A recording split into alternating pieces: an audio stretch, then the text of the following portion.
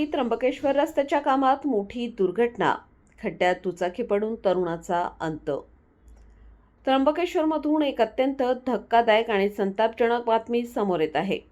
सिंहस्थ कुंभमेळ्याच्या कामाचा वेग वाढला असतानाच प्रशासकीय हलगर्जीपणामुळे एका निष्पाप तरुणाला आपला जीव गमवावा लागला आहे.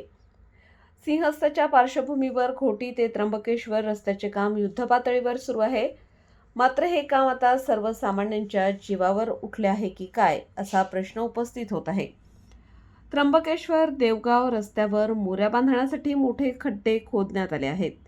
पण धक्कादायक बाब म्हणजे या ठिकाणी ना कोणते सावधानचे फलक आहेत, ना कोणते दिशादर्शक.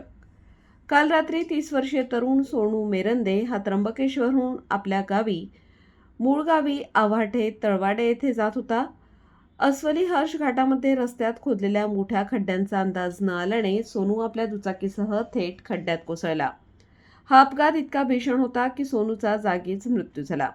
या घटनेनंतर स्थानिक परिसरात संतापाची लाट उसळली आहे. इगतपुरी त्र्यंबकेश्वर विधानसभेचे आमदार हिरामण खोसकर यांनी या प्रकरणी सार्वजनिक बांधकाम विभागावर ताशेरे ओढले आहेत. हा अपघात नसून सार्वजनिक बांधकाम खात्याचे अभियंता आणि संबंधित ठेकेदार यांच्या हलगर्जीपणामुळे झालेली हत्याच आहे.